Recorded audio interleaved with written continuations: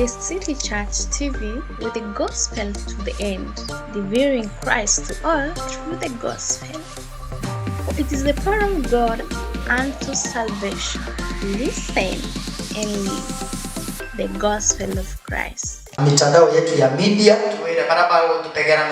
Church appreciate as we invite them and welcome them to our service. Wow, that was so powerful. Na tumai kwamba tunapoanza ibada ya leo tutaweza kusonga pamoja na tutaweza kuwa wa kubarikiwa. Today I want to speak about the two concepts. Two concepts. People have got two concepts about salvation. And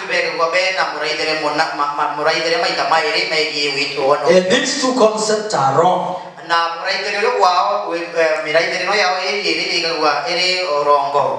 The two concepts that people have are wrong. But I want us to check something here. Even as we continue in the service today,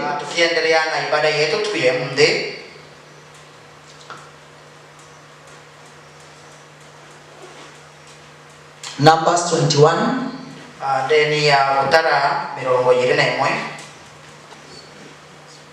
From verse 4, the Bible says, "And they journeyed from Mount Hor by the way of Red Sea to compass the land of Edom. And the souls of the people were much discouraged because of the way." Wakasafiri toka mlima wa Hori kwa njia ya bahari ya Shamu ili kuizunguka nchi ya Edom. Watu wakafa moyo kwa sababu ya ile njia.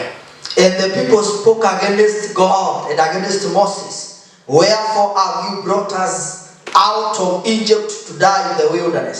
For there is no bread, neither is there any water, and our souls rather this light bread." Watu wakamnung'unikia Mungu na Musa, "Mbona mmetupandisha huku kutoka nchi ya Misri ili tufe jangwani? Maana hapana chakula wala hapana maji, na roho zetu zinakinai chakula hiki dhaifu." And the Lord sent fiery serpent among the people, and they beat the people, and much people of Israel died. Bwana akatuma nyoka za moto kati ya watu, wakawaua watu wengi wakafa. Therefore the people came to Moses and said, "We have sinned, for we have spoken against the Lord and against thee. Pray unto the Lord that he take away the serpent from us." And Moses prayed for the people. Watu wakamwendea Musa wakasema, tumefanya dhambi kwa sababu tumenung'unikia Mungu, na wewe utuombee kwa Bwana atuondolee nyoka hawa. Basi Musa akawaombea watu. And the Lord said to Moses, "Make thee fiery serpent, and set it upon a pole, and it shall come to pass that everyone that is beaten, when he looketh upon it, shall live." Bwana akamwambia Musa, "Jifanyie nyoka ya shaba, ukaiweke juu ya mti, na itakuwa kila mtu anayeumwa aitazamapo ataishi." And Moses made a serpent of brass and put it upon a pole. And it came to pass that if a serpent had bitten any man, when he beheld the serpent of brass, he lived. Musa akafanya nyoka ya shaba, akaiweka juu ya mti, hata ikiwa nyoka imemuuma mtu, alipoitazama ile nyoka ya shaba akaishi. Praise be to the name of the Lord. So there is something that we are saying today. When people murmured against God's servant Moses and God, are you able to see clearly? Sijui ni nini mmefanya hiyo haionekani hapa vizuri. Itakuonekana bwega.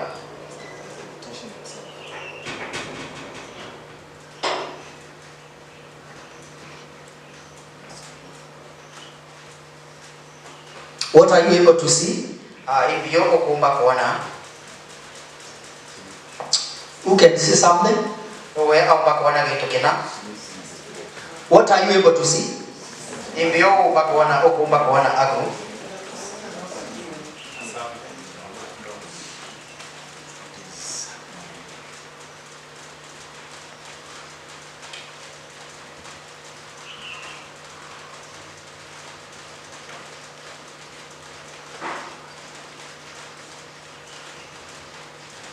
What are you able to see?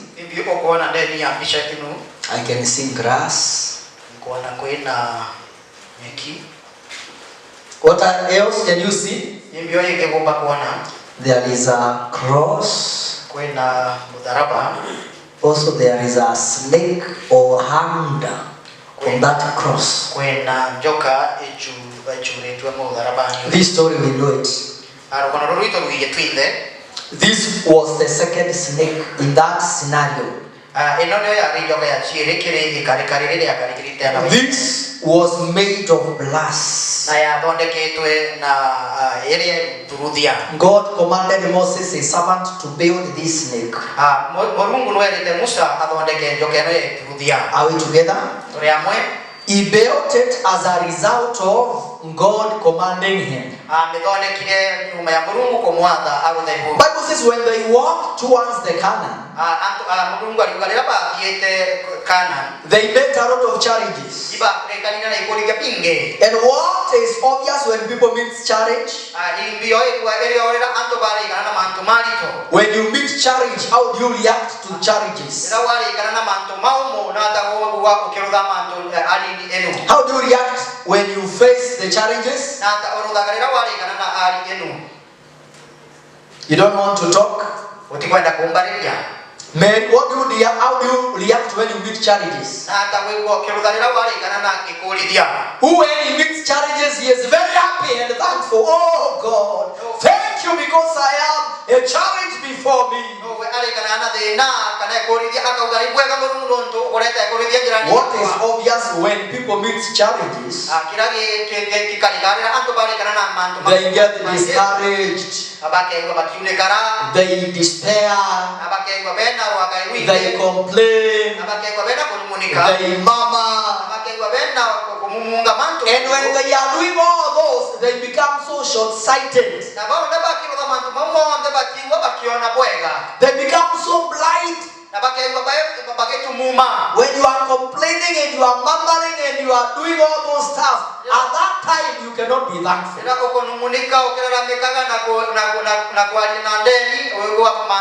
So the Bible says when they reached at that area, they became discouraged because of the difficulties of the way. And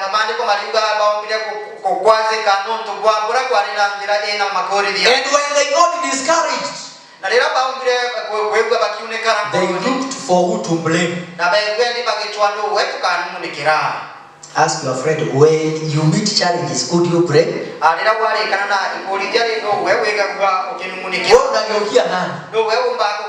Ongea na mtu nataka akupe nafasi ongea. Mtoto wangu akikutana na changamoto shule na laumu mwalimu. Mwana wako mama kalikana anachukuru aira kama mwalimu. Kwa plot ikikuja shida na laumu kiateka. Na plot kwa yana tena kiateka no tena.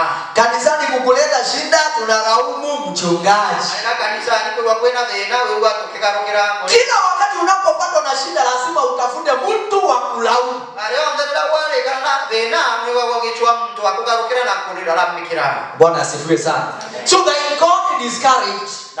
Bring the pictures. And they started complaining to Moses, despising him. They forgot how they sang, he is their hero.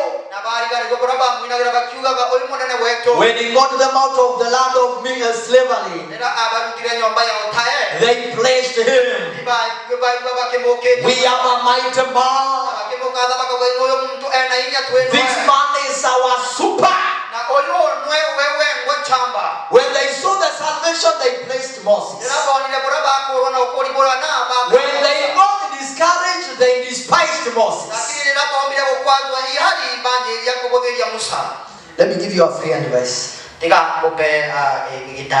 Don't feel down when people talk bad of you.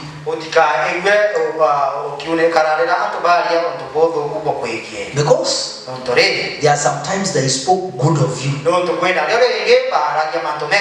wakati walisema huyo jamani wangu ni wa power. So hata wakisema haufikiriani vizuri, wakisema ni kama kuna nuts ziliachilia, waelewe tu, si kufura na kukosa shukurani. They complain about Moses. Hey, Moses, Musa, is this what you promised us? How dare you could lead us to this position? You are so foolish. You chose this way for us. Didn't you be merciful for the children and the babies we have? They complained. Even without this God you say sent you. Hapa tukiangalia ni kama hakuna Mungu. So God felt. And Moses felt. He brought fiery serpents. Fiery serpents. Let's move on. There is something that I want you to see here.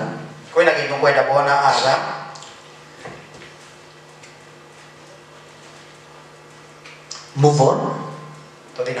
Nimemalizana na hiyo. So the Lord sent fiery serpent among the people, and they bite them. Many of them died. And they came to Moses and begged, "Pray to the Lord that he take away the serpent from us." Murungu adura anatandoka chemianki na tia rumanga to ba dikire Musa bamwira romba murungu ayebaye ndoka tia mianki ogo. Jamaa hapo wanakata. Akuno kuona kwina mtu agu nafikiria ameumwa na haka. Arumwa njoka ilikuwa inakuuma unakufa. Ya kurumaga ugakwa. Let's move on. Tudina mbere. Which serpent is the most dangerous in the world? This is the question. Which serpent is the most dangerous? It's called black mamba. Snakes like rattlesnake and cobra are venomous. They have deadly poison. The serpent called black mamba, can produce at once venom that can kill around 10 to 15 adults once.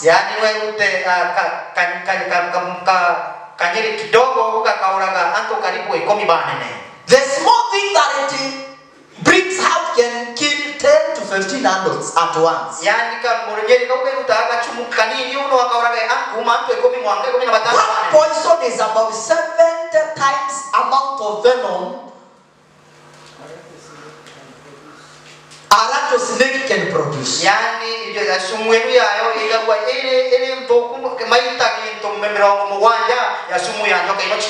There is a story, a man found a young black mamba. When he tried to put it in a sack, its teeth slightly grazed the back of his hands. And he died within an hour. So black mamba is the most poisonous snake in the classification of snakes. But what do you think about the fiery serpents? Zile Mungu alituma ilikuwa klasi gani? Were they cobras? Were they rattlesnakes? With just the sumukiasi? Now the story about the fiery serpents, it is evident that black mamba cannot even be compared to them. If a black mamba throws its poison on you, within an hour you are dead. snakes. Yako kegwa yako gerera balaki mamba yako gerera sumu ya dari mo rekidira we wako kwa. Fiery serpents, if it bites you, within few seconds you die. Second in kai ungekwa. Are you together? And that is what God brought. Na uipumo rungu arekile joka taino. Tell your friend, who you to God? Who you to God? Tauri oyuonge yani murungu oyo toromba oyo. Sasa wewe unatishikanga na nyoka ambaye hata si black mamba, si ndio? Wewe hata ukiona ile inaitwa aje? Ukaona kayoka. Ile nyoka iko na miguu 4 inaitwa aje? Ukaona si nyoka, ni mjuzi lakini ina kuna kanyama kengine kako na ngozi kiangara. Kana tembe hapo ukikaona unachomoka. Ukaona kaangara kinyaka nini kwa ajili ya kuja mbio. Mungu aliwatumia fiery serpents. Mungu abatumire njoka chiamya. Ikikunduka hivi tu you are done. Yani yako munda kwa kugira watu. Now, and then who do you think came to beg Moses to take away the serpents? Wewe gani ngoroba ubaya kueleka Musa alitakuta njoka chemianki ogo. Wafikiria ni kina nani walikuja kuambia Musa tuombee Mungu atuondolee nyoka? Wewe gani bali kubadilika kwa Musa ngorombere Mungu alitakuta njoka ino ogo. Those who are already been bitten by the fiery serpents or those who were not bitten. Ibaraba alumeitwe njoka ino kana ibaraba taarifa kurumwa. Ni nani anafikiria hapa? Wewe akogania. Nani anaweza omba nyoka zitolewe? Wewe aomba nyoka inui. Mwenye ameumwa ama mwenye hajaumwa? Nora alumeitwe tayari kana Nora atakulikurumwa. Nani? Wafikiria ni nani? Mwenye hajaumwa. Nora atalumeitwe. Kivenji, wafikiria nani anaweza ambia Musa tuombe hizi nini ziondolewe? Wewe tokanyana wewe ende Musa utaruta era Mungu utaruta njoka ino. Mwenye ameumwa ama mwenye hajaumwa? Nora alumeitwe tayari kana Nora atakulikurumwa. Mwenye hajaumwa Nora atakulikurumwa. Kwa sababu yako na nonto wewe ena wirigiro. Si ndio? Mwenye ameumwa hana hope. Ora alumeitwe tayari atie na wirigiro. Kwanza angekuwa kama mugendi, wita mugendi angeomba sisi tolewe. Alikuwa tu habai kutika utaruta bangi baro mwana. Kwa nini mtoe wakati mimi nimeumwa? Yani kwa utaruta yanda haromwa. Zikae hapa. Agai kale hakuturume tuimbe. Kwa nini muombe zitolewe wakati sisi tuko victim? Ike nondo kwa buga itwe era tuigoto twekile atiriwa. At least kila mtu aumwe. Kila mtu aromwe wewe bora koromana. Bwana asifiwe. Amen. So wale ambao wameumwa wakakuja kwa Musa wakamwambia tuombee Mungu ziondolewe. Baraba tarumeito bakabani kile Musa bamwira tu. Na Musa mtumishi wa Mungu akasimama akasema Mungu, na Musa era Mungu. Angalia wana wako. Wamejuta na kutubu. Tafadhali waondolewe.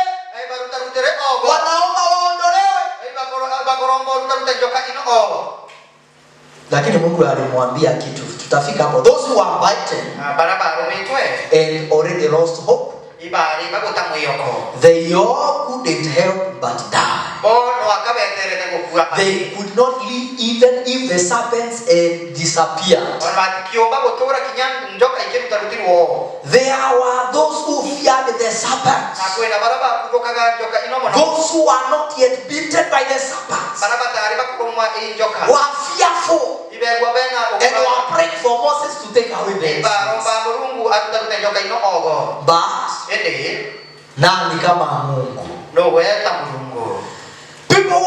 People have two concepts about sin problem.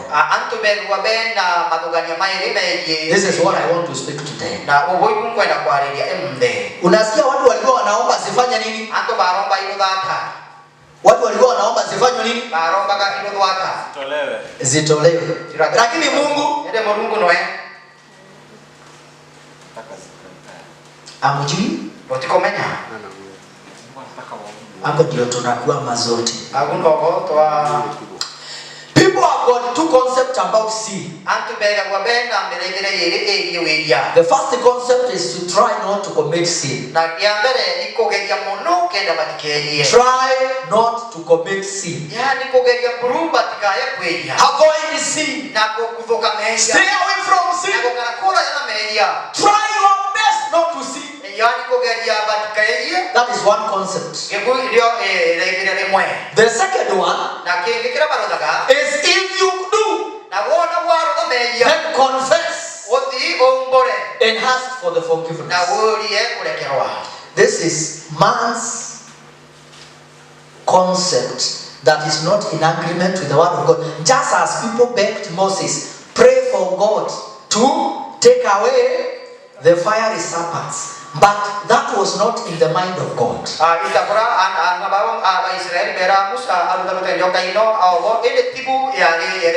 concept of not to sin is not of God. Or if you sin, you confess and you ask for the forgiveness, it is not of God. Let's move on. Both of these two concepts are meaningless.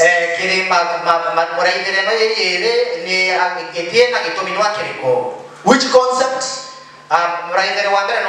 Try not to sin. But if you sin, you confess and you ask for the forgiveness. These two concepts are meaningless. Why are they meaningless? Romans 6:23. The wages of sin is death. The wages of sin is not asking for the forgiveness. No. The wages of sin is death. Sinners are already sentenced to death. Since when is a man a sinner? No. People think, people think one become a sinner when he start lying.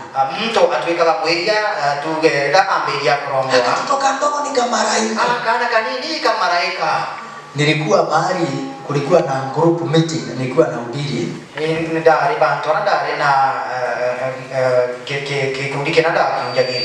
Tukasoma habari ya watoto ambao walikuwa katika tumbo ya Rebeka.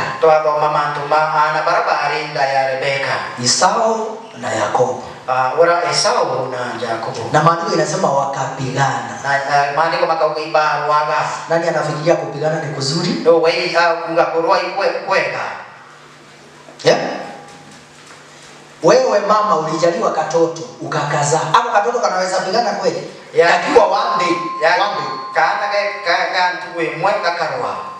Kanaweza pigana? Hamtaki kujibu. Kwa sababu najua hawawezi wakapigana. So hata hiyo story ambayo watu walipigania kwa tumbo, hiyo inapaswa ichunguzwe kama watu walikuwa vitu zao wakiandika.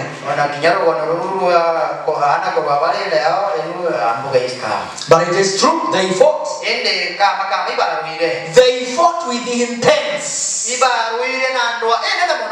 Until Rebecca could not bear it again. He went before God.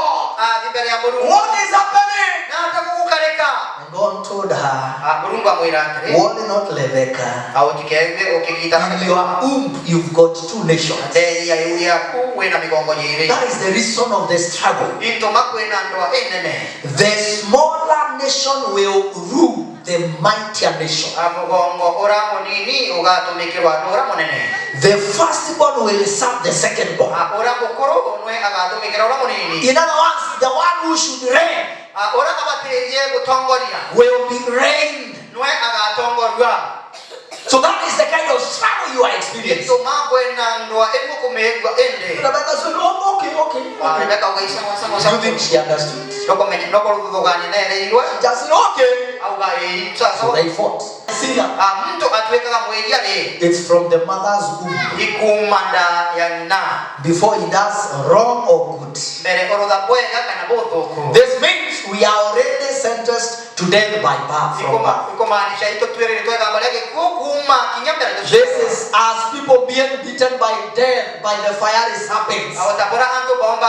koromwa injoka bakakua. Those who are bitten must have tried to suck out of the venom Barabara ngawame biba gari yako kuja sumu eraba and apply some ointment. nabaka gari yako kuwaka kinyana And all their efforts were meaningless. ende kwenda gari yako kunde utabatega No kia. matter how much they tried to overcome the venom of the fiery serpents, they could not manage. Ona kinyagwe biba gari yako ponde kuomba kuchinda sumu ya njoka bataombaga. It is the same, regardless of all their efforts. Ona itabur kinyago kai Sinners must surely be destroyed. They cannot do anything to save themselves. Eye mwabai nyangi na mwabadiri kwa kinyaba kagari ya koroda ata. But imagine there are sinners who are putting effort to avoid sinning. Lakini omenya kwena eye onende bakogari ya kumono kumangana batikeje. There are other sinners who want to stay away from sin. Na bange bakogari ya kuvuka menja otukuna mudanya. There are other sinners who are fasting not to fall into sin. Na kwena bange bakwe batakorea na into binge ikenda bateya. No matter how much they struggle to overcome the venom of the fiery serpent, Okay, we bagere kina mbilu chionde kukudoka. they could only but die. Ba kuya gabaro mo injoka. It is a conclusion that they were not able to do anything that was to save themselves. Weko maanisha bataomba kuroda mwange tuwakere kukira kiomba kubatete na kubaonokia. And God hears prayers. Na Mungu egwa maromba mao. But his answers are not as your expectation. Ende echokiolea kekitarira baombete kwende kibia. They prayed for the fiery serpents to be taken away. Barombire nyoka chia miangi chiuruta kutwe ogo. But God came up with a very good idea. Ende Mungu yana eguganya ringi. Let's move on. Let's move on. Tudina mbere. When Moses prayed for the people of Israel, God did not take away the fiery serpent from them. Na kinyoke kwa Musa na rombere na Waisraeli Mungu atakutaraza nyoka chia miangi ogo. Teukia mwanzo kumuuliza ni nini ndio unaombea? Era urongi impie kuromba gira. Unaomba iondoke, si ndio? Kuromba hai utakuta Oh, wewe. Mungu nitoe kwa hii shida. Tutakire de naino. Nitoe kwa hii hali. Tutakire hali yeno. Bwana asifiwe sana. Amen. Anakutoa kwa hiyo anakuingiza kwa ingine. Tutakire kuila kirenge nene nkoroki. Wana wa Israeli walipokuwa Misri walikuwa wanasema mateso. Ana Waisraeli Tumeteseka. tukoteso muno. Mungu akashuka. Mungu akatoka. Akawanyanyua. Adi abakora. Miriam akachukua tamburini. Miriam aluta tarumbeta. Nendero nene magegani abamwadhani. Ndia jamale. Hiyo wimbo ilikatizwa na nini? Wakakuta maji. Yani bakina. Unafikiria sasa wakiona maji wimbo inaendelea? Bae jira roje ro ya Go. Why are you giving us another hard situation? Yani hautaki ushuhuda yetu tu iendelee.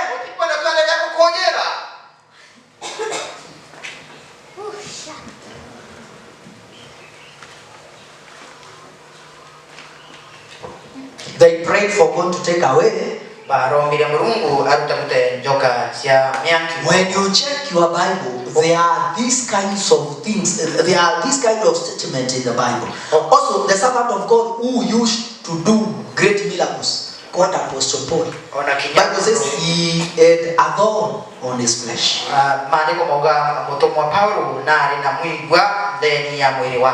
3 times he prayed to God.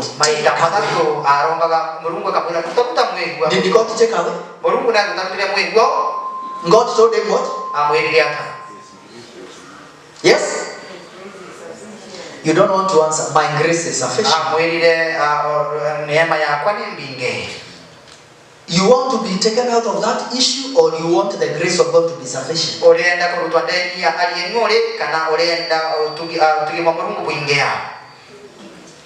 Hapana. Hataki neema iwe easy.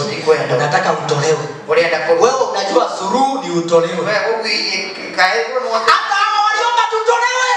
Ondoa. Suluhu ni ondoa. Mungu akasema hizo hakuna mahali zinaenda. Mujifundishe kukaa. Kuondoa sitaondoa. Oruta tiruta. Lakini nitawapea suluhu kwa sababu mimi ni Mungu. Ende niko kabo babura bomba. Sishauriwi na mwanadamu. Niko tiomba kupewa mawaidha mtu. Hekima ya mwanadamu ni nduni. Mawaidha mtu imani ni mono. So sitaondoa. Niko tichumtakao. But God, ende Mungu. they are very poisonous. Yena chumwembo kumono. Yes, but you need them. Yena chumwembo ko chibatara. Oh God, my father died. Baba nanakwire. Ni mimi kataka nyumba yetu nimebakia. Ni ngo itu abaga taala wetu iliyontige to ninka. Mungu anasema, that's why you need them. Ndio Mungu chibatara. Oh my cousins, my relative are gone. Ndege yetu yondo makazi ni monde kakwire. Oh God, remove. Mungu utakuta chio ndio. That is why you need them. Ndio Mungu chibatara. Yes, you need them. Ndio chibatara. As early as yesterday. Ore unachie. Anyway, God gave an answer that they never expected. Mungu akapere shokirira bati. Instead, He said to Moses, make a brass serpent Idondeka njoka ya irudia. and set it on a pole. Na umeanika igoro muteni. Make a fiery serpent. Idondeka njoka ya I want you to listen to me. Ndikira bweka. Mungu angekubali kuondoa nyoka.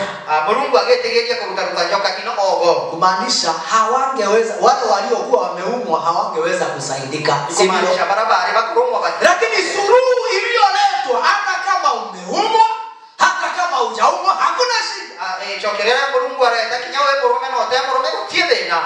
Hakuna amen. Wao walifikiria sisi hatujaumwa tuokolewe kabla hatujaumwa. Baba tugana yetiko tutakore kurumwa Mungu na tuono kangina mbwembere turu. Lakini Mungu anataka hata mwenye ameumwa. Ende Mungu alenda kinyawe Mwenye ako katika process ya kutapika. Ono yale yakubeba kutaika. Kutoa ulimi nje. Kutoa ulimi nje.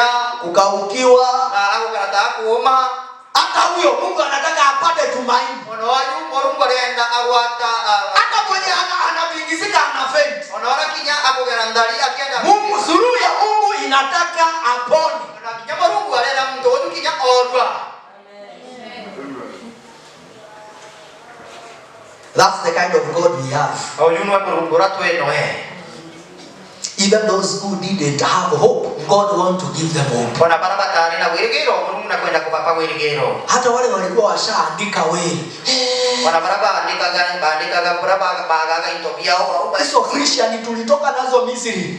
Kwa sababu nimeumwa na kufa. Moja iende kwa mudhoni, ingine sijui iende kwa nani. Hata mwenye amejigawa Mungu anaona aishe. Mungu nakwenda atura. Pigieni Mungu makofi. So majibu yake haifanani na maombi yako. Na kuna watu kanisani wanafikiria Mungu ajibungi maombi kwa sababu kuna zile answers precisely wanategemea. Lakini jibu ya Mungu inakuwa not according to your expectation. Akoli banando baingi mono barombe te baga Mungu achokia maromba ende beterete ansaira ba beterete icho bakwenda Mungu achokia na chio. Amen. Amen. So Mungu akasema nini ifanywe? Mungu auga imbi erodhoe. Labda Waswahili hapa ndio walitoa hii msemo inasema ndawa ya moto. Gano Waswahili bakutile msemo rapo uga ndawa ya mwanki. Ni nyoka zinawauma. Nyoka iko goroma. Tengenezeni nyingine. Epone kani nyoka nyingine. Bwana asifiwe sana. Amen. Hamnasumbuliwa na nyoka. Nyoka iko chumbora. Mtumishi wangu Musa. Ndomba yako Musa. Ijapokuwa hiki kizazi hakitusikizi. Kuna kinyoke yororo tiko tuweka. Make a brass serpent. Idonde kanyoka yerudia. Brass serpent. Then put it on a hole. Where everybody can see it. Monteni egoro kenda kila mtu amechiogolera ameona. Nyoka haiku. Hizi ndogo ziko wapi? Ino nini ina. Hizi ndogo ziko wapi? Ino chameanki iko ile. Hizi ziko chini. Lakini hiyo ya Mungu iko wapi? Ile ya Mungu iko ile. Juu. Ile egoro. Hili nini? Ike. Yes. Mtu yoyote anaweza iona au tafuti. Mtu tikako digo chuanyoka ni inkwere. Hii si kama ile ya Sakaya. Sakaya anapanda kwa kwa mti ili aone Yesu. Sita Zakayo hapo tu mteke inaonekana. Hapa Mungu amepandisha Yesu kwa mti ili hata Zakayo kafupi tu kamuone. Ndio. Hapo Mungu hapo tu Yesu egoro ikienda kinyata Zakayo hapo ni liburu amuona. Sasa Mungu hataki Zakayo akimbie kwa mti. Mungu ataki Zakayo akapanda mti. Hata wewe lazima ujishughulishe kuona Yesu. Ona wewe hapa Mungu ndiye anashughulika kuinua nyoka juu. Mungu ndio anashughulika okay. Sitaki ungangane. Najua already sumu imekukalia. Ndio sumu tayari imeanza. Wengine mumeanzia kugondoa macho. Wengine mumeanzia kutapika tapika. Wengine mumeanzia kuvingirika. Lakini suruni imeweka mali kila mtu anaweza ona. Musa aliambiwa aweke nyoka ya shaba hapa. Musa ekera nyoka edrudia egoro. It is not that God worked for those who are beaten, but for those who are beaten and had no hope. Are we together? Amen. Mungu alishughulikia vikundi vyo mwenye ameumwa. Na acha niulize sasa, kama hii imewekwa,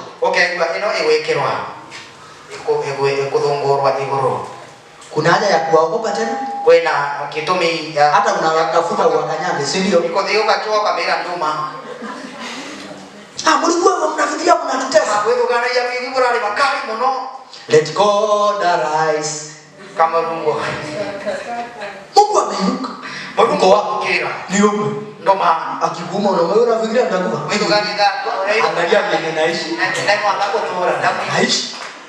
Sumu yako ni obe. Sumu yako haiwezi, yani sumu yako ulioniwekea mimi naangalia tu. Yani sumu yako nikiangalia ila sumu yako. Moses made a bronze serpent and put it on her pole. Musa adaoneka joka itrudia the serpent had beaten anyone, when he looked at it he lived. Mtu wonde ora roma kwa joka ya mwanki akarika yetrudia anatoraga. Now listen.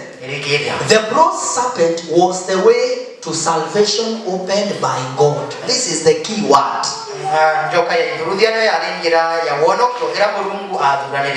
The bronze serpent was the way to salvation opened by God.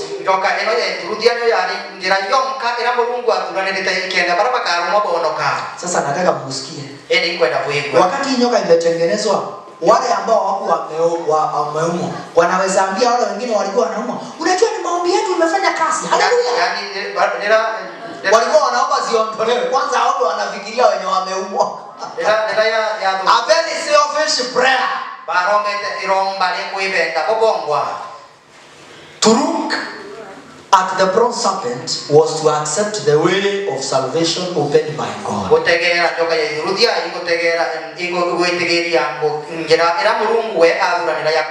Sasa nataka mnisikize. Mungu amesema suruni nini? Nyoka ya shaba yoko juu. Ukiumwa unatazama. Nataka kuuliza. Baada ya hiyo nyoka kuwekwa juu, wafikiria kuna watu walikufa? Kwa nini?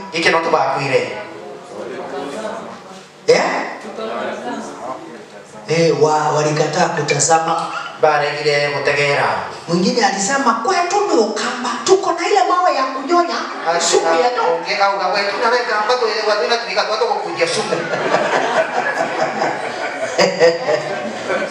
Si ndio? Nilisikia Ukambani kuna mawe ya kuvuruta sumu ya nyoka. I'm not saying this to despise any Kamba. I love Kambas. Lakini sikiza. Hata kama umeumwa, lakini katika misingi ulikolelewa unaambiwa una mawe special ya kuvuta hiyo sumu. Si rahisi kuondolewa na neno la Musa. Usishughulika na mawe yako. Wengine ameumwa anaambia ndugu yake nivute hiyo. Vuruta katu kabisa. Musa anasema sio hivyo. Tazama nyoka ya shoka.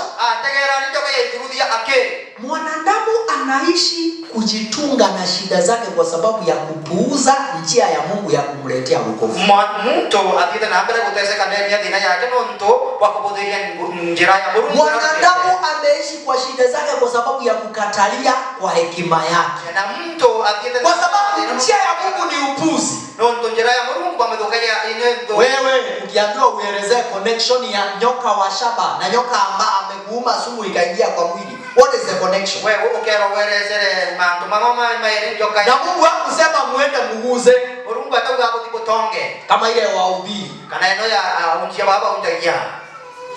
Weka mkono wako kwa runinga yako sasa. Tonga TV yako. Shika runinga yako. Watera TV yako.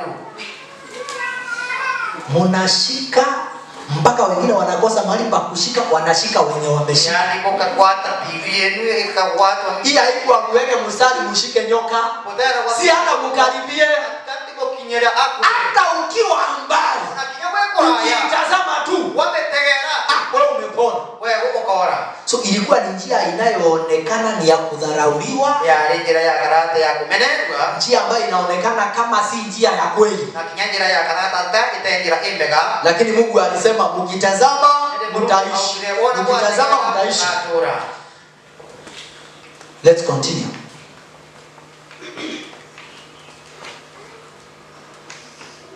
Kuna neno lingine. Kwenda kigo kenge. Kuna neno lingine. Kwenda kigo kenge. Katika kitabu cha John 3, nataka tusomewe kule Yohana 3. John 3:14 to 15. Ambalo ni exactly. Linasema kama vile Musa alivyoinua nyoka wa shaba jangwani na waliokuwa na sumu ya the fiery serpent wakatazama na wakufa. Yeah? Let's read it here already. Want to go?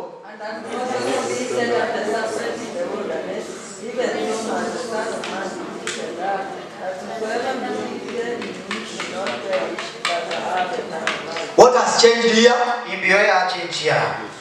Yule walikuwa wanaangalia na kuishi, si ndio? Baba mtakagira bakatura. Lakini hapa Biblia ime change kidogo, inasema that whosoever believeth.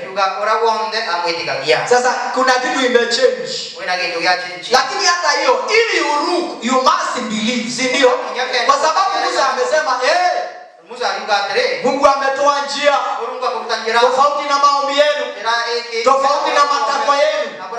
Japokuwa mliomba ziondolewe, Mungu amesema tutengeneze nyoka ya shaba, tuinue juu ili kila atazamaye. Ili utazame lazima kwanza uamini neno la Musa. Musa alisema Mungu amesema ukitazama nyoka hii hautakufa. So ili utazame lazima uwe umeamini. Maandiko yanasema kama vile Musa aliinua nyoka wa shaba, hivyo ndivyo mwana wa Mungu ameinuliwa. Ameinuliwa wapi? Ameinuliwa wapi? Mwana wa Mungu ameinuliwa wapi?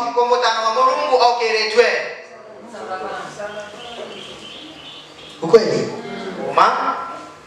Ameinuliwa msalabani. Kama tu vile hiyo nyoka wa shaba aliinuliwa.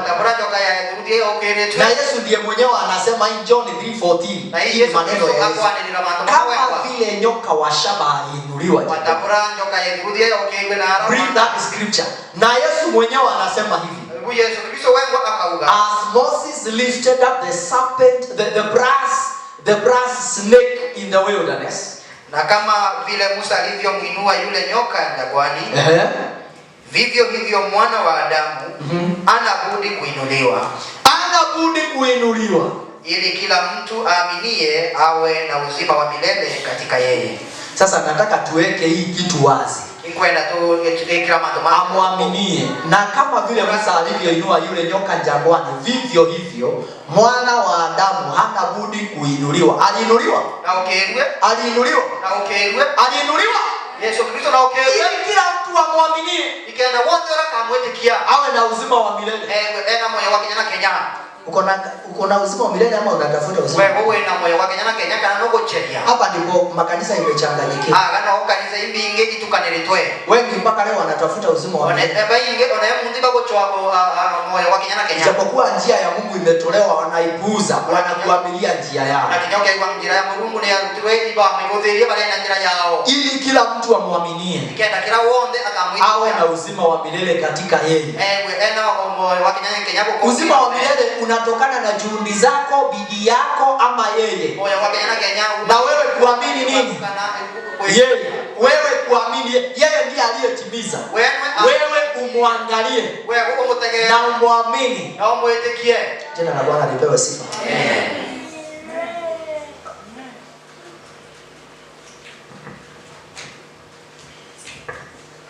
Let's go back to the script.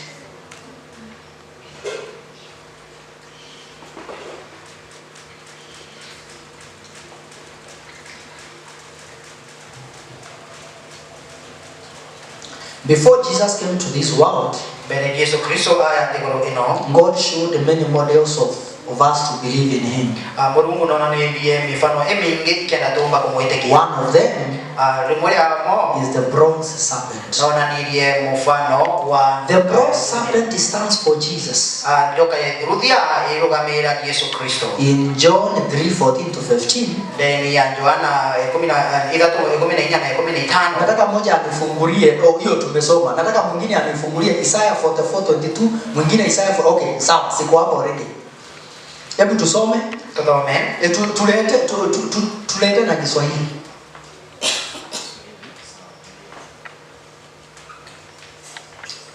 Hebu tusome, want to go. Si ndio umetoka. Isaiah hii tulishasoma. Isaiah 44:22.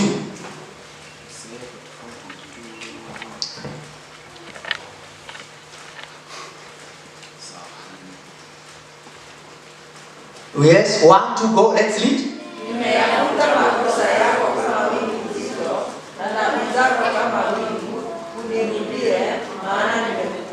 Nani anasema hii? Nani anasema hii? Nowe akuga nebetie meja meto ta Isaiah. Kuna mtu amesema ni Isaiah. Wewe akuga ni Isaiah. Mpigieni makofi. Mulingereni. Mpigieni makofi. Mulingereni. Si mumpigie makofi, mumupige makofi. Hebu tusome tena. Nimeyafuta makosa yako kama wingu nzito, na dhambi zako kama wingu. Nirudie, maana nimekukomboa. Nataka niulize. Nataka niulize. Unasimama katika upande gani? Wa Mungu amefuta, ameondoa, ama unasimama katika kanisa tujikaze ili atuondolee Jehova, tuondolee, tufute, tuoshe, tutakaze in the name of Jesus. Wash us, sanctify us, cleanse us.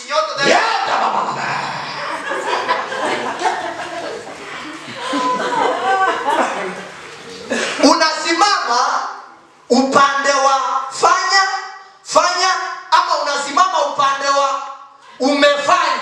Jehova, you've taken away my sin, you've taken away my shame, you've taken away my... Unasimama upande gani? Unafikiria ni gani iko na moto? Ni fanya ama asante kwa kunifanyia, kwa kunipenda, kwa kuniondolea. Unafikiria ni gani iko tamu? Ni ya kumuomba afanye ama ni ya kukubali alifanye? Kuna wimbo wa tenzi umevuma siku hizi. Jeko ile wimbo inasema aje? Na nani mangu zimetoka, nataka kumtumikia. Inaanzaje? Yes.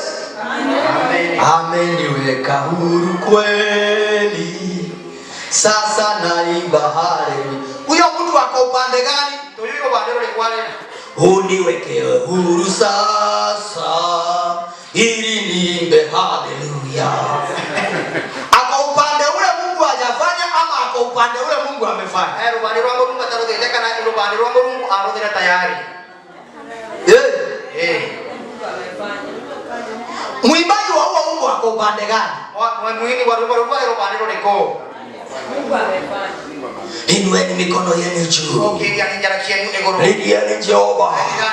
Mwambie wakumbuke. Oh Bwana ondolee dhambi zetu. In the name of Jesus. Ukiona watu wako hivyo, toroka. Toroka.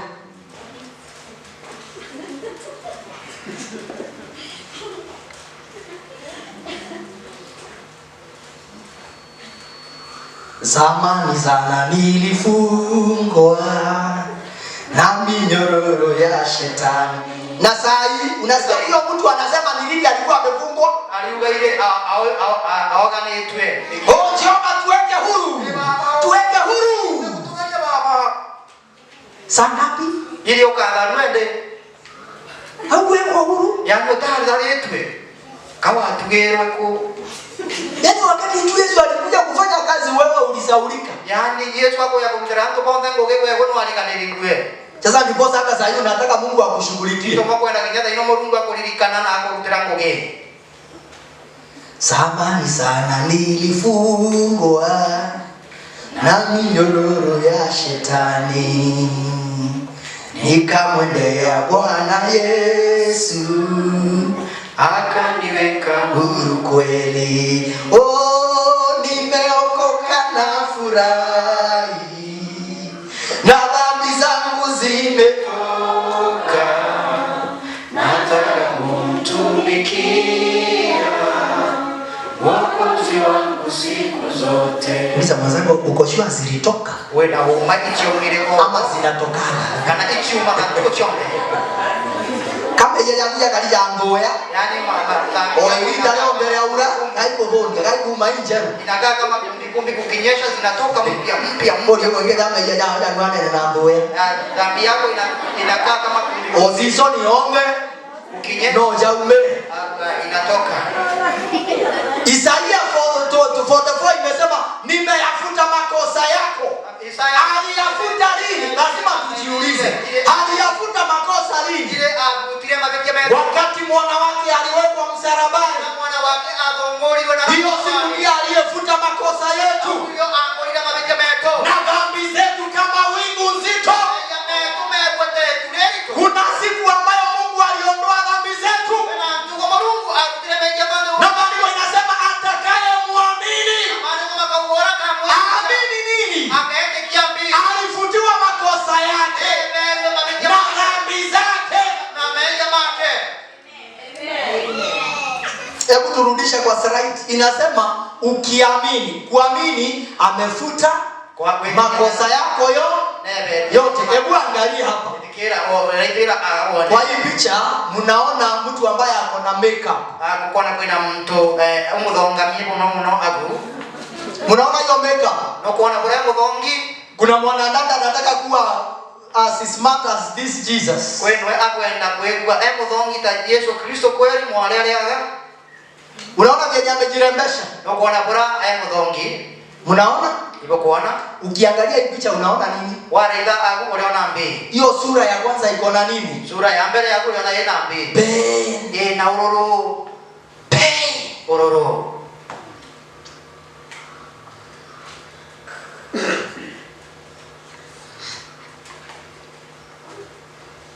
Kabla huyu hajakuja.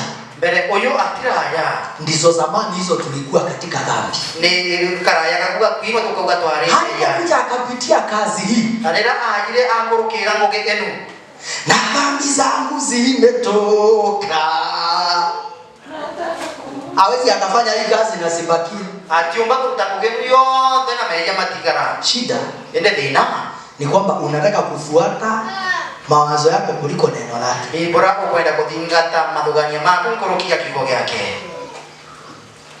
Isaya 45:22. Isaya mirongo Tusome zote. 1 2 go.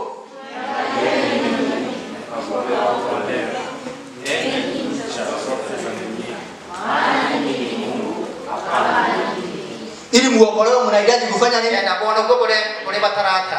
Ukimwangalia umuone akiwa wapi? Mahali wokovu wako ulilipia. Let's go back to the slides for the conclusion. Now I want to conclude by saying this. When Jesus died, whosoever looks upon Jesus will receive salvation. Without doing anything. Without adding anything. Wokovu ni kitu ya kuelezwa yenye ulifanyiwa na uamini. Ndiposa katika hii kanisa tuko na mbana ambaye natakanga iwekwe hapa ili kila mgeni ya kujaye anasoma. Achana na jina ya kanisa hiyo si maana. Achana sijui na prophetic Bible kumsaidia sana. Lakini kuna Isaiah 53. Can you bring Isaiah 53 for me here? Isaiah 53. It is talking about Jesus being lifted off the cross. Let's confirm what Isaiah says. Sisi sote kama kondoo tumepotea. Uwe umefanya uwe hujafanya mko sawa. Kila mmoja wetu amegeukia njia yake. Na Bwana ameweka juu ya Yesu maovu yetu sisi wengine. Ni dhambi ya wangapi? Imewekwa wapi? Just imagine sasa wewe na unangojea mpinga Kristo na wewe ndio unampinga. Biblia inasema maovu yetu yote alifanya nini? Hapo unasema hapana, mimi ni mwenye. Hapana, nilichukua nikamwekelea. No, mimi ni mwenye. Nilichukua nikawekelea mwana wangu. Niko na. Sasa unataka itoke namna gani? Ukae hapo unipe time. Katika jina la Yesu. Naomba itoke. Haitatoka. Utaitoa asubuhi. Ukijisikiza jioni kesho yake iko. So utaomba ukiambia Mungu akusamehe mpaka ile siku atarudi ukiwa hujafikia msamaha. Kwa sababu njia yako ya kutafuta msamaha ni wrong concept. Hautafuti msamaha kwa kifo cha Yesu, unatafuta msamaha kwa kufanya vizuri kwako.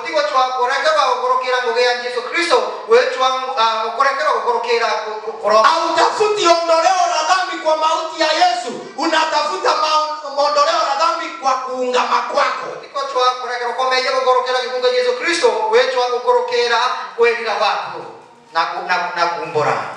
Hapo sasa ndio mnapitana. Father, in the name of Jesus. Oh, I humble myself. Take away my sins. Yesterday I lied. The day before yesterday I admired. The previous day I cursed. Last week I walked in disobedience. Now I sincerely humble myself. Please forgive me. Yes. Now I'm forgiven. Kama utaunganisha msamaha wako na mauti ya Yesu, unaunganisha na wewe, haitawahi kuwa hiyo. Utaifanya asubuhi usikie kama uko sawa, lakini ikifika lunch time hata chakula ikiwekwa mbele yako kuliko uone chakula ni dhambi tu unaomba. Mungu, kabla sijakula hii chakula niondolee dhambi yangu. Hata jioni ikifika kuliko uangalie kitanda na uone blanketi ya remote. Ayani kinyawona wakinyawora wati kwa mama patuona nobatiye kwa mama na leo ukiona yetu leo anakidogo. Na uambie Jehova sasa Sasa ninapojitumbukiza kwa hii kitanda kizuri hivi, Ona kinyange tonya ndani ya kitanda kitu awenya wangu tuko tiga yande ndile. naomba niweze kuskata my legs. Bombe kwa dhambi magoroma kwa. I enjoy my night here. Ambomba kinyago kenero tuko kwa. For you given them that you love sweet sleep. No pende barabu pende toro ina muleo. Uko hapo unanzisia lakini Jehova katika jina la Yesu. Kwa nganda Yesu. Kabla sijalala toa dhambi. Kinyambe ndo tabe ya mafuta Toa. Sitrasi kulala hapa nikiwa na mama kwa hiyo batatiga unaamini imetolewa unalala. Ogete kimaru teko kama. Mungu anakupa siku nyingine mradi ndio. Kabla hata hujamwambia thank you. For the new day. Mbele kinyago iko yangu ndo kwantu ya ipya. Hata usiku niliota. Ono tuko kinida ro ile maroto utakuelewa. Toa. Maruta teo toa yako haitatoka. Nani alikwambia wewe ukijaribu kutoa itatoka? No wako ile wake hiyo kama. Yeye ni mjinga kukuambia, anasema nilitoa. Aliwida utire. Nilitoa na anakuonyesha process ya kutoa. Na nao kuonelia mataka ya monde makemora alutare. Lakini itikadi yako imekufunga. Ijapokuwa Musa anamwambia, "Angalieni nyoka ya shaba." Na kinyoke kwa Musa na kuela ana ba Israeli ile gani nyoka ya Durudia. Wengine nivuruta hiyo sura Yesu mwenyewe toba. kuna kamawe tulikuwa nako Kaila kariko to ile fungwa tatu na rado. Wengine akakachiwa acha tu. Karome. Hata nilipewa na my grandmother. Hata nikanoma. Ijapokuwa Mungu ametoa njia yake, watu hawataki njia yake, wanataka njia zao. Na kinyoke kwa Mungu na njia yake, hata batiende njia ya Mungu bendete njia yao. Ndiposa ijapokuwa Mungu ametutoa kwa dhambi, watu wako ijapokuwa tumepewa msamaha, watu wanaomba. Ijapokuwa tumepewa ukombozi, watu wanafanyiwa.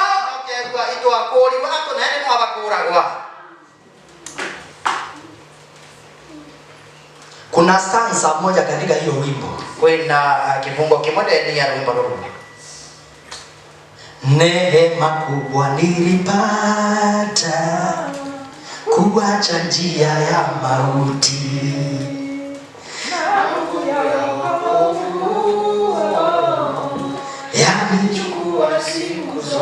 Neema kubwa alipata ni gani? Tukibone na bora mkeni bora iko. Unafikiria njia ya mauti ni gani? Njia yake iko ni iko. Njia zao. Tuondolee. Mungu anasema siondoe. Kuondoa si suluhisho. Sasa hizo zikae hapo. Lakini mimi nikuja na another better way. Lakini moja na njia yenge mbega ngoro. Niweke pale mkiangalia mnaishi. Yesu amewekwa. Watu wanaambiwa muangalie, wanasema hapana.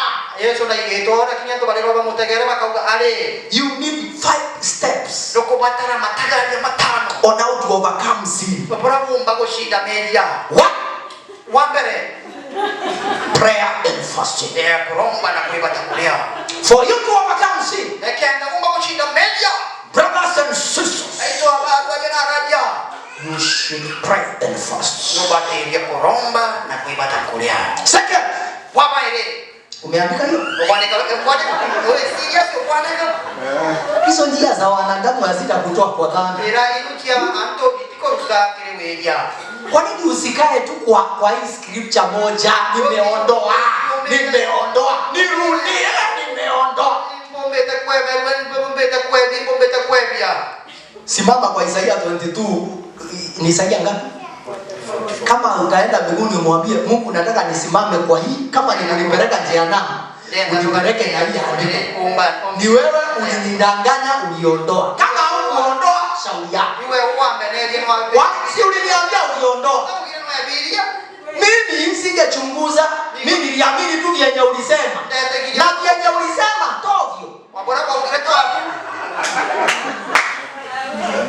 Hawezi akasema ameondoa halafu ibakie. Atiomba kuona Biblia halafu poke bora unaende. Tumemaliza? Bado moja. Kuna slide moja tu nataka nimalizie. Kwenda kurejelea. Bwana asifiwe. Amen.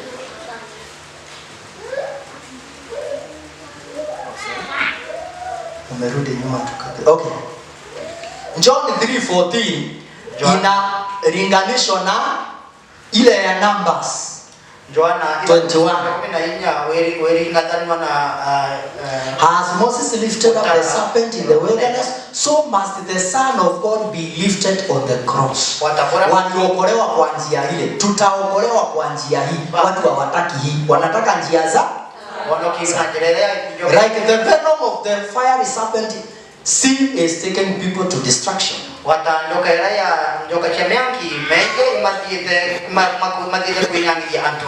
those who are not aware of this fact have nothing to do with Jesus. They are like those who are not beaten at all. Also,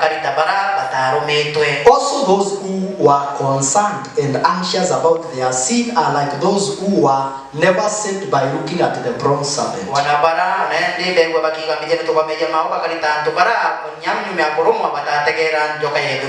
You should look upon Jesus, who had shed his blood and has already washed all your sins away. We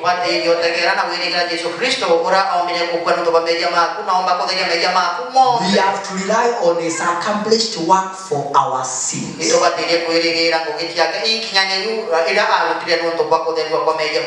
Bwana asifiwe sana. Amen. Leo nilikuja na kitabu ya method. Kitabu yangu iko wapi Prince? Kuna kitabu. Mliacha kwa gari. Kuna kitabu.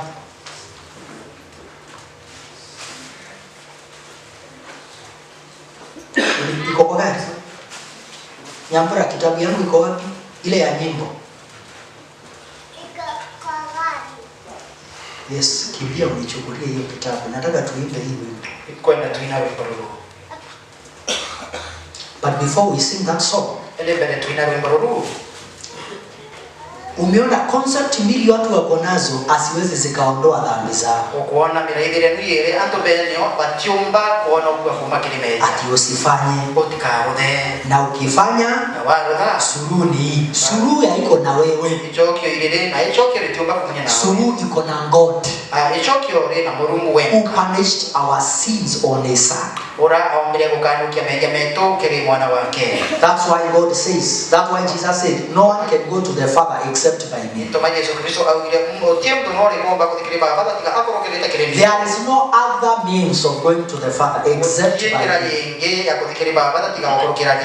Praise be to the name of the Lord. Bwana Yesu asifiwe. Praise the Lord. Amen. Amen. Kuna mtu ameanzia kusumbuka na hii kitabu yangu. Kwani mchungaji ulitoa kitabu ya kanisa ya Methodist wapi?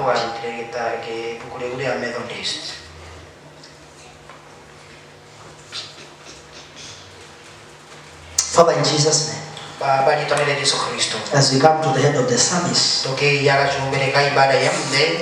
you've revealed the great works of the cross to us. We've been reading Numbers chapter 21.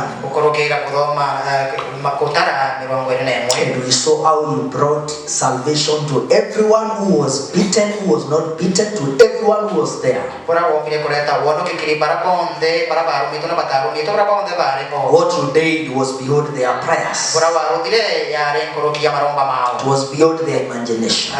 We should come to the place where we despise everything that we are able to do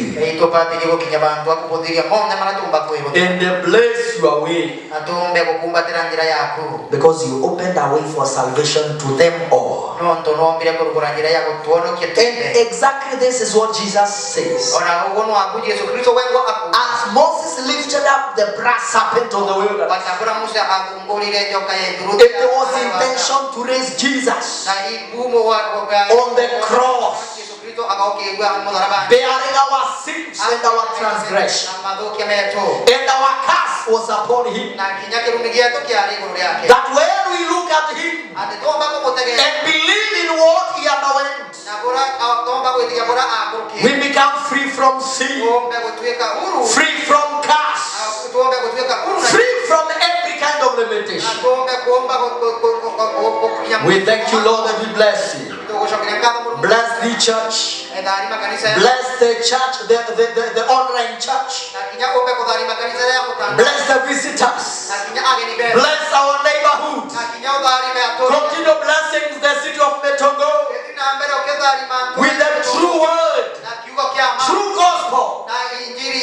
Because we shall know the truth, no tukamenya guma and the truth shall set us free. na guma bugatu We thank you, Lord, and we bless you. tugushokenya ngabo ni It tukugwe is in Jesus' name we pray. ndene Kristo kuromba Amen. Our online viewers, the Lord bless you. kiri baraka kutegera mutandao ni Mungu akudarime Keep on becoming strong as you follow us. dina mbere kuigwa ukigwa wena hinya ukito thingata Don't doubt what God says. utikenge ugikira shaka kirapo kionde Mungu akuga If He says He brought away our transgression and our sin like a big cloud, okay bana kuga no mbete kwangura meja metuo ona nomba kwelele tureli He speaks out of the accomplishment. aliugo unyuma ya kutangoge enene Don't believe your thoughts. utigende kema tokanya maku Believe His word, etegia kigo gyako and you shall be free from sin. na ukaomba kutweka huru See you next Sunday. God bless you. mapigi kaya Mungu akudarime. The City Church TV with the gospel to the end, delivering Christ to all through the gospel. It is the power of God unto salvation. Listen and live the gospel of Christ.